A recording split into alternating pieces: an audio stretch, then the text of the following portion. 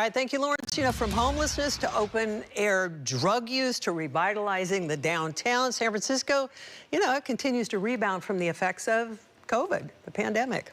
City's new mayor is with us, Mayor Daniel Lurie. You're trying to bring the city back to a place where you feel proud to call home, to talk to your kids about what they see on the road. So first of all, thanks for the time. Thanks for coming in. Thank you both for having me. It's great to be here. You were inaugurated, what, January, early January? Correct. It's been a whirlwind few months. How's it going? Well, first, I love my job, and I'm having a great time doing it. We're out walking the streets. This is not a job that you can sit behind your desk or just speak at podiums. You got to be out walking the streets, talking to people for you to really understand the issues on the street. And we're doing that every day.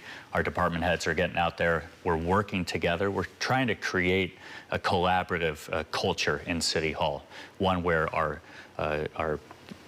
supervisors are working closely with my department heads, with myself. I'm walking the halls of City Hall, talking to supervisors.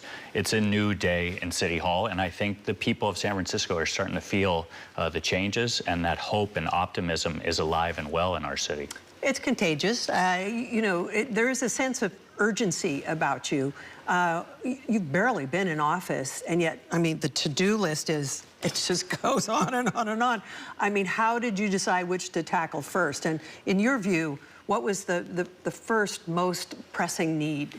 Well, I appreciate that we have to be relentless, and the areas that we're focusing on are public safety, #1 priority. If people don't feel safe, nothing else matters. So we're really focused on that. And the second is the behavioral health crisis on our streets.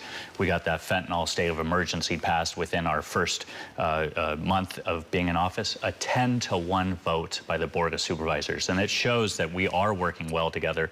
They have to deliver for their constituents as well, and so behavioral health is the #2, and then making the world know and all of our small businesses and residents know that we're once again open for business. That means streamlining permitting, making it easier for a restaurant or a bar or a business to get up and running. So those are the 3 priority areas.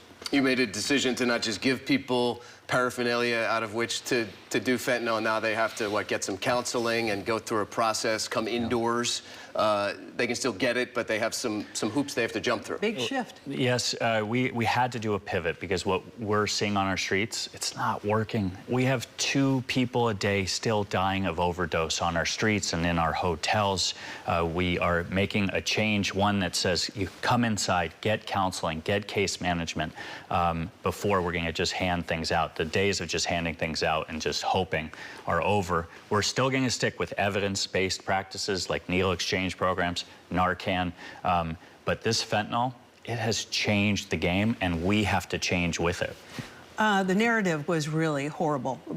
Year and a half ago, headlines, doom loop, you know, San Francisco was going to hell in a handbasket. It's tough to fight a narrative of people with their iPhones and whatnot shooting video of people overdosing at the BART stations and all the horrible things that were happening on the streets.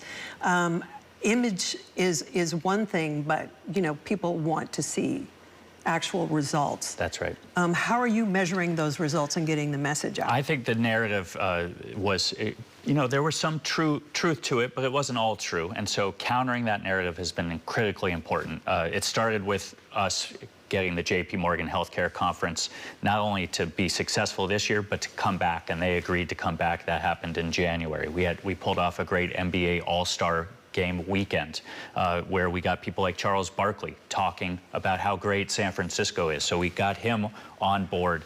That's a tough nut to crack. It was a tough nut to crack. We had the Game Developers Conference, 30,000 people in town a couple of weeks ago. We're winning conferences back. We got a company called Databricks to commit to keeping their conference. They were off to Vegas, and we got them to commit to here through 2030. We have to just keep stacking these wins on top of each other, and we're starting to see the narrative change across the country and frankly across the world, and people are rooting for us.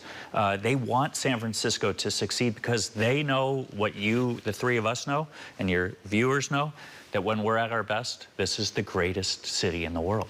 You're trying to have some fun. You threw out the first pitch of the Giants game, nice strike. You have these entertainment zones that you've unveiled, 5 more of them. all this comes at a cost, and there's this budget deficit that we haven't mentioned, almost $1 billion, and I know you're trying to be fiscally responsible. There's talk of those public toilets, some of them, half of them maybe having to shut down just based on money. I thought we were sticking with the joy and the hope and the optimism here. And, well, that whole listen, money thing. We got to have fun in our city. We got to enjoy the Giants at 8-2, hopefully getting their 9th win tonight. We have so much to celebrate in this city, and yet we have our challenges. We inherited a historic budget deficit, and we can't paper it over with one-time funding any longer. So we're sitting down with our friends in labor, with our nonprofit communities, with our department heads. We have to submit a budget. It's by law has to be balanced. We're facing a $1.1 billion budget deficit, and with what's going on nationally and globally, we are going to have to tighten our belts. And I was elected to make hard decisions. We're going to do that in consultation with our partners across the city. But there's no question in my mind that if we work together, we make these tough decisions, our best days are in front of us. So you're not a politician, but you are having to deal with a lot of politics these days. Do you think that the appetite for politicians it had turned and you were elected because you were fresh? So you're looking at things in a different way. What perspective are you bringing to the job that somebody else could not have brought at this moment in time? I think how we are walking the streets, and it's not just me, it's also our department heads are getting out, talking to people on the streets, seeing what the issues are, talking with community. You know, people voted for change. They voted for accountability and transparency. We're bringing all of that to the table. I'm being really transparent, whether we're on social telling you what we're up to. I just want people to know that I am not focused on anything but San Francisco. We got elected to get results for the people of San Francisco. That is all I care about. I'm not worried about Sacramento. I'm not worried about what's going on in DC. We got enough issues here, and we got to focus, and we're going to get results for the people. Can I just follow up with that? Because tonight, what is it, midnight, we're going to hear about those tariffs, global tariffs. San Francisco isn't really, I mean, we like to think of ourselves as a bubble, but we aren't. We're affected by what is going on there.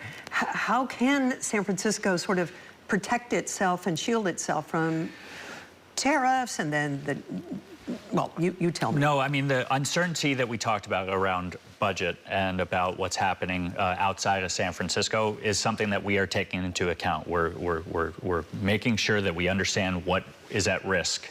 And so that's what we're doing with our department heads. We're having those conversations. We have to make tough choices in the weeks ahead. And all we can control is right here in San Francisco. There is not a whole lot we can do outside of our 7x7 except live up to our values. And those values are as strong as ever here in San Francisco. This city is on the rise. There is nothing that we can't do when we do it together, even despite all the uncertainty. And we're going to manage through that uncertainty. And I'm telling everybody, I'm telling all your viewers, this city, where we are on our way back and we are on the rise, and I'm telling you, we're going to be the greatest city in the world, just back to where we belong. These days you have to be kind of an influencer if you're the mayor, and I see on social media with the Instagrams, and you posted some pictures of your family inauguration day. Kids are always the toughest critics. What's the new normal like for your children? Oh, my wife, Beck, and I, we have two amazing kids. Our daughter turned 14 on opening day, by the way. My son was able to come out there with me and help throw out that first pitch. He and I went to Oracle on Sunday, a few days before, and did a little practice session. So throwing off the mound, it wasn't the first time I had done it. So they're having fun. They're busy. I mean, my wife is working. My kids have, my daughter's in ballet, and my son's playing every sport under the sun. And so I think we're all having fun. It's been an adjustment, but I'm loving it. They're incredibly supportive, the three of them, so they're doing well. And I know we have to wrap, but I'm going to make a pitch for our series. This is Our City. You joined us on one of those installments. Yeah. We started it in 2024, and a lot of the comments that we got from people about San Francisco were, ooh, things need work. Love this city, but it breaks my heart.